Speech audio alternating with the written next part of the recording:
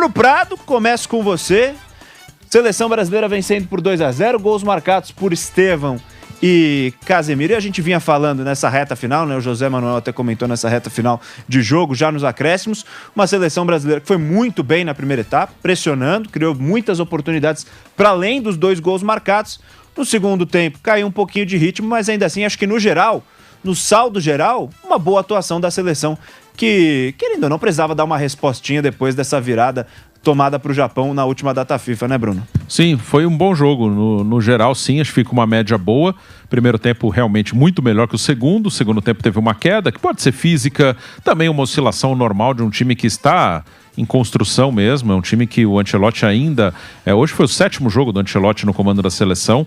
Em 2 desses 7 jogos ele jogou com um time muito modificado contra a Bolívia, que além de modificar o time, não dá para considerar nada ali a 4.000 metros de altitude. E o jogo com o Japão, que o Brasil tomou a virada, também estava com um time bem modificado. E hoje é a base titular. Essa base titular que tem feito bons jogos. Essa base titular está rendendo e para mim isso está bem claro que não vamos ter muitas mudanças nesse time titular até a Copa, até porque não tem tanto tempo também. Tem o jogo terça-feira com a Tunísia, depois os amistosos de março e aí já é Copa. Talvez tenha algum jogo antes da Copa, mas já com o elenco convocado, já com tudo muito bem definido. O Brasil no início do jogo era um jogo muito aberto, depois o Brasil tomou conta, marcação boa na saída de bola, movimentação boa, ofensiva, que o Brasil tem esse desafio. Em muitos momentos o Brasil vai ter que furar defesas mais fechadas, e no momento que o Brasil conseguiu empurrar o Senegal para trás, o desafio era entrar na área. E aí tem algumas movimentações interessantes. Mais uma vez o Bruno Guimarães aparecendo muito dentro da área, ele tem essa liberdade, ele é praticamente um meia ali com o Ancelotti, e em outros momentos na seleção ele era um volante, às vezes até um primeiro volante. Com o Ancelotti ele tem muita liberdade para entrar na área, e isso confunde a marcação do adversário, um volante que vem de trás. O Matheus Cunha, mais uma vez, não foi um centroavante de área, e ele nem é um centroavante, ele já jogou assim, pode jogar assim se precisar, mas ele é um cara de movimentação, ele fez uma dupla com o Vinícius Júnior, e o Rodrigo alternando também. O Rodrigo na maior parte do tempo na esquerda, mas o Vinícius gosta de cair na esquerda, então em alguns momentos eles trocaram de posição, mas também em muitos momentos o Vinícius era o mais avançado, o Matheus Cunha atrás do Vinícius, e o Matheus Cunha é um cara que tem força física, então sem a bola ele volta mais para fechar o meio. Isso também foi uma movimentação que já aconteceu no jogo contra a Coreia do Sul. Estevão um pouco mais fixo na direita, mas fazendo outra vez uma ótima partida, inclusive com gol, né? Batendo de perna esquerda muito bem no canto oposto, lá no canto direito do goleiro Mendy, né? Um bom goleiro do Senegal, Mendy, ex-goleiro do Chelsea, hoje lá na Arábia Saudita. Então foi um bom jogo. Militão de lateral mesmo, não de um zagueiro pela direita, que eu até imaginava, quando o time defender, o Militão defende como lateral, linha de 4. Quando ataca, eu imaginava que ele ficaria com os zagueiros. Mas não, o Militão atacando normal, como um lateral. Claro, não é um cara leve como o Wesley, por exemplo, que chega no fundo toda hora, mas o Militão atacou como lateral. Não foi um terceiro zagueiro quando o time tinha a posse de bola. Então foi bom. É um time forte, esse time titular do Brasil. Eu não vejo muitas alternativas de mudança, assim. Durante o jogo até sim, mas vai ter muita disputa por posição, não acredito. Acho que é esse o time. Rafinha tá machucado, é um cara que pode ser titular, claro. O Alisson, para mim é bem claro que ele é o goleiro, também tá machucado. E fora isso, eu não vejo assim, uma possibilidade.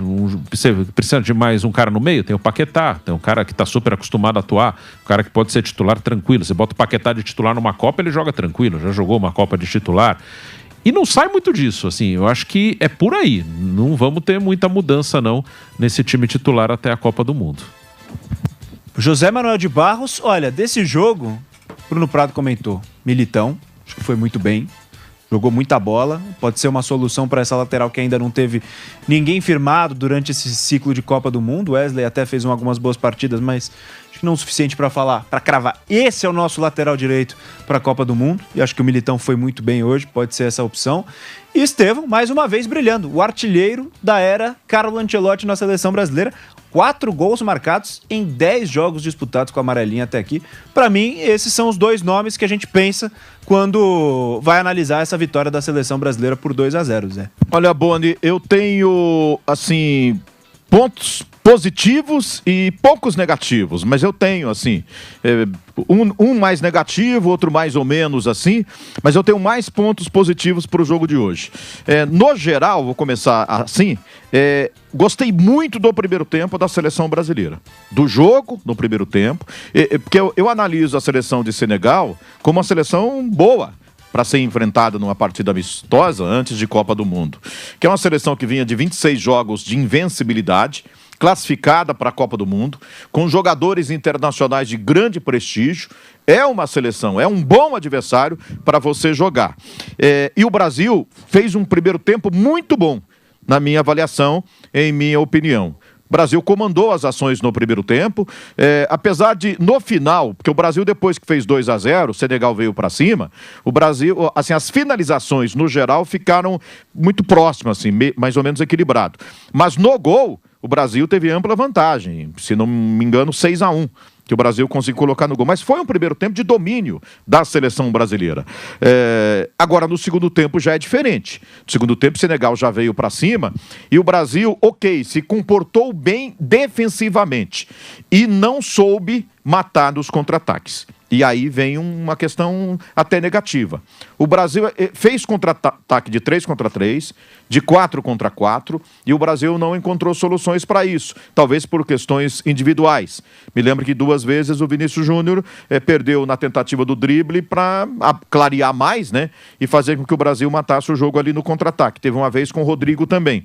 Ou seja, o Brasil precisa melhorar nessa questão do contra-ataque quando ele está na frente e o adversário precisa se lançar lá para o campo ofensivo. Mas, no geral, no segundo tempo, apesar do Brasil ter mantido o 0-0, ou seja, ter saído zerado, não tomou gol, eu não gostei do rendimento da seleção brasileira, foi muito abaixo no segundo tempo em relação ao primeiro, e assim, enquanto estava ainda com todos os titulares, e principalmente depois que as alterações começaram a ser feitas a partir de 20 e poucos minutos, uma delas por necessidade, que foi o Wesley no lugar do Gabriel Magalhães, com o Éder Militão saindo da lateral e indo para a zaga. O João Pedro, que eu achei que seria uma boa, alguém ali entrar, eu preferi o Paquetá, entrando no lugar do Matheus Cunha. Eu queria ver como é que ia se comportar. O treinador preferiu o João Pedro. Ok, o Rodrigo veio mais para o meio campo, mas aí quando o Rodrigo já está desgastado, né? Eu queria ver um jogador mais inteiro ali para fazer essa função.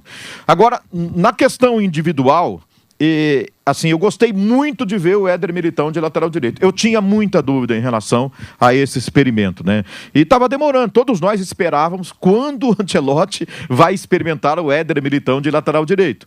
E foi hoje. E o Éder Militão jogou de lateral e muito bem, né? Especialmente no primeiro tempo. Jogou demais, como se fosse um verdadeiro lateral direito. Talvez o ponto mais positivo da seleção brasileira no jogo de hoje.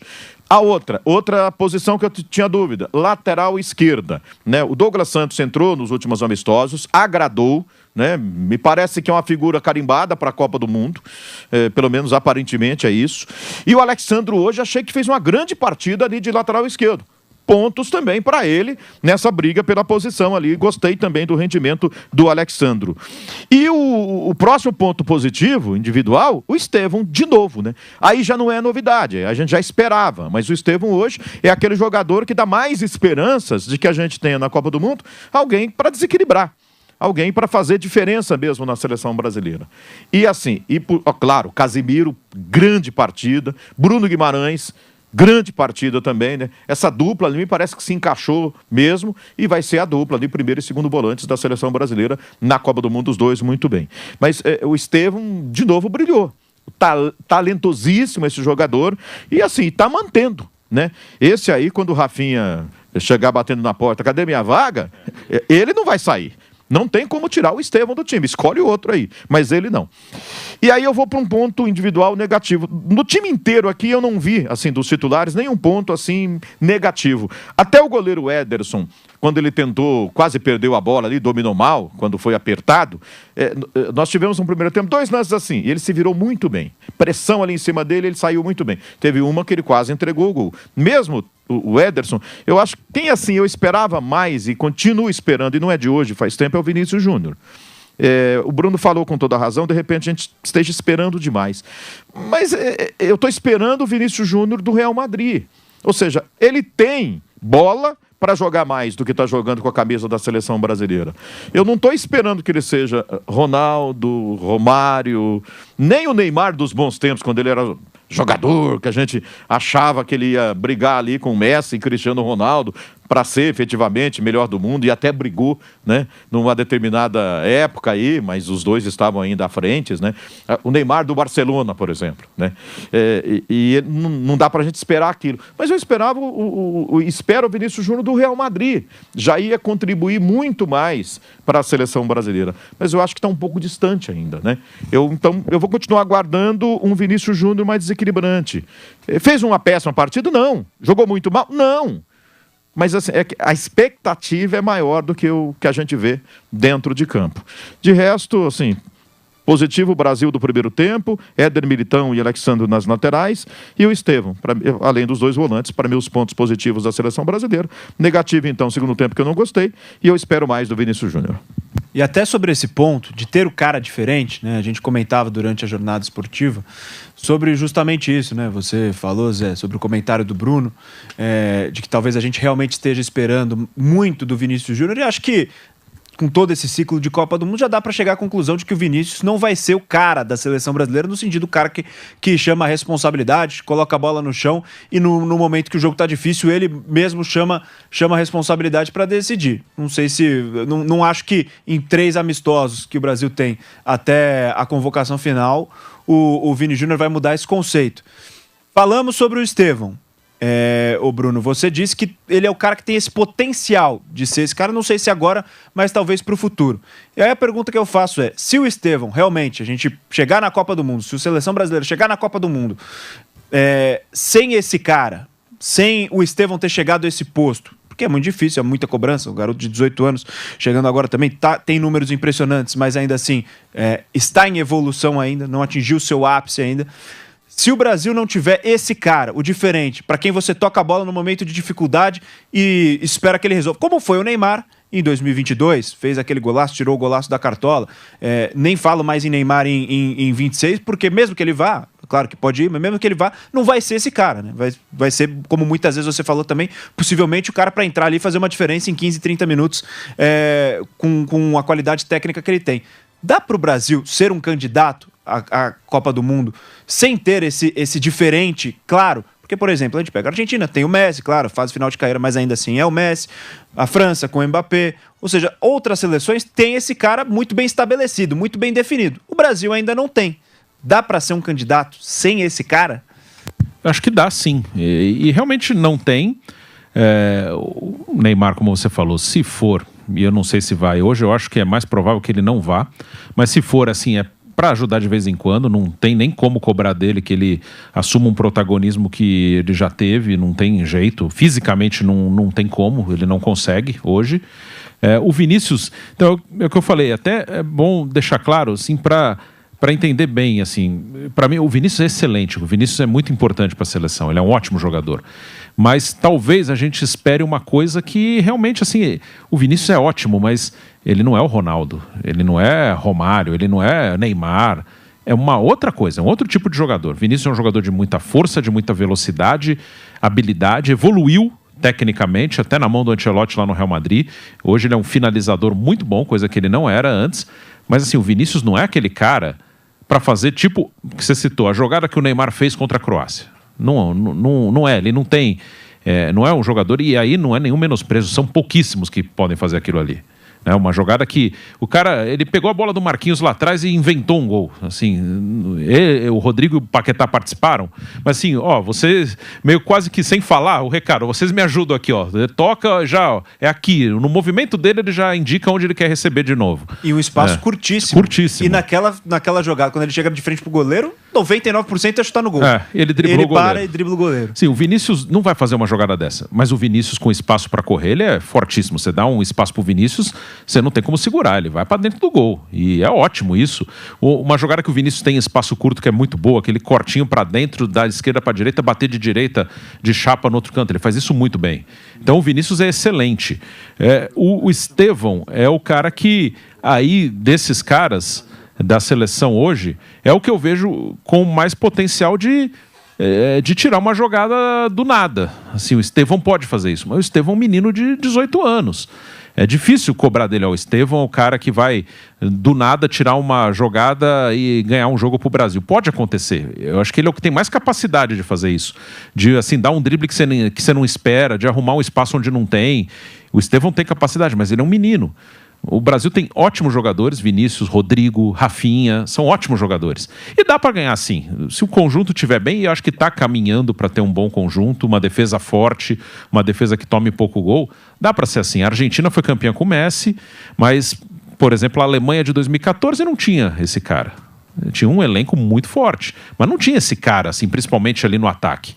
A Espanha de 2010 não tinha esse cara no ataque. O Davi Villa fez 5 gols na Copa. O Vinícius pode fazer 5 gols na Copa. O Rodrigo pode fazer, mas assim, não tinha um cara diferente. Muitos comparavam, o Barcelona que não tem o Messi, mas assim, é o Messi, mas ganhou mesmo assim. A Itália de 2006 não tinha. O Totti podia ser, mas não fez. O Totti não fez uma grande Copa em 2006. Não foi. Então, assim, a Argentina tinha o Messi e mesmo a França de 2018 tinha o Mbappé, mas o Mbappé de 2018 não era o Mbappé de 2022. Ele ajudou muito a França naquela Copa. Mas eu não afirmo que o Mbappé naquela Copa jogou mais que o Griezmann e mais que o Pogba. Não acho. Eu acho que ele jogou menos que os dois naquela Copa. Em 2022, sim. E o Mbappé meteu 8 gols na Copa em 2022. Meteu 3 gols na final. Mas em 18 ele contra a Argentina fez gol, contra a Croácia na final fez gol, mas Griezmann jogou para mim mais que ele, Pogba, ele ainda não era o cara daquela seleção. É como o Estevão agora, o Mbappé era um menino, mais ou menos da idade do Estevão lá em 2018. Então, o Estevão pode até fazer uma grande Copa como o Mbappé fez em 18. Talvez em 30 aí já seja mais claro, o Estevão é o cara da seleção como era o Mbappé da França em 22. Né? Não, e só uma coisa que o Zé falou sobre o Rafinha, né? O Rafinha, quando o Rafinha voltar, aí ele talvez tenha que pegar um pouquinho de banco. O Enzo Maresca falou recentemente em uma entrevista coletiva no Chelsea de que ele vê o Estevão como a posição do Cole Palmer, como o Matheus Cunha, digamos assim, hoje. Pelo meio. Pelo meio, exatamente. Então, quem sabe também, Zé, mas aí também é aquela discussão, será que precisa mudar o Estevão para eu posição só acho dele? que hoje, pelo histórico recente do Rafinha, pode mudar até lá. Mas capaz eu acho que ele tem mais vaga do que Matheus Cunha, por exemplo. É capaz do Rafinha brigar com o Rodrigo. Com o Rodrigo, com o Matheus Cunha, com um dos da dois. esquerda para dentro, né? Que até no Barcelona com o Yamal ali na ponta direita, o Rafinha tá jogando mais da esquerda para dentro do que na direita. É capaz de brigar com o Rodrigo. E vem rendendo bem o Rafinha também, né? E lembrando, tem o João Pedro que também comendo a bola pro Chelsea. Mas eu, assim, tentando pensar com a cabeça do Ancelotti, não dá, né? Mas, assim, acho que o Estevão não sai mais do time. Acho que o Vinícius Júnior ele não vai tirar do time.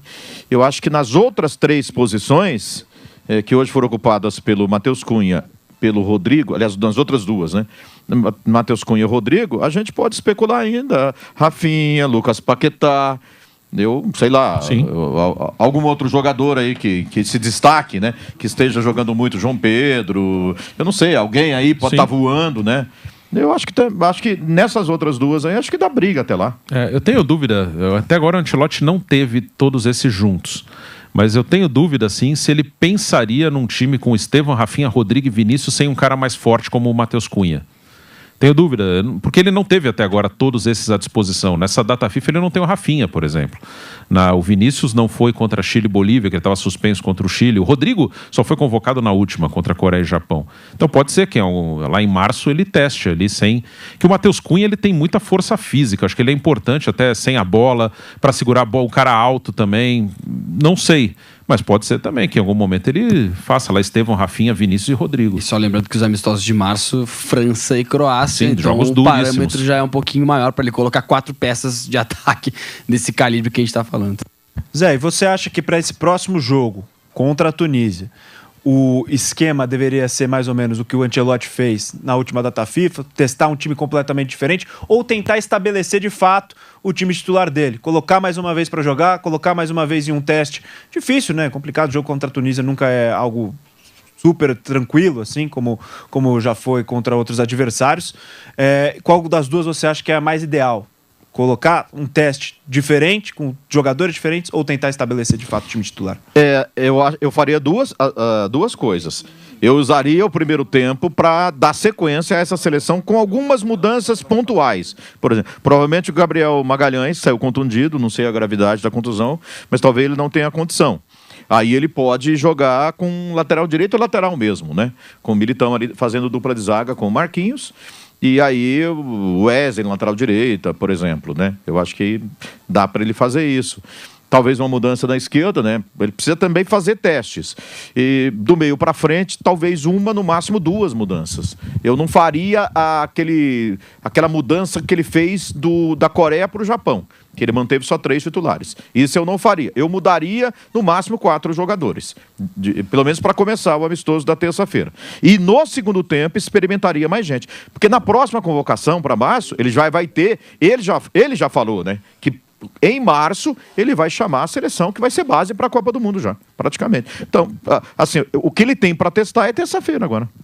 Exatamente. Então, o último compromisso da seleção brasileira nesse ano de 2025, na terça-feira, diante da Tunísia, jogo que acontece em Lille, na França, e depois data FIFA em março, e aí tem amistosos, claro, antes da Copa do Mundo, mas já com a lista definida, com a lista final para o Mundial de 2026.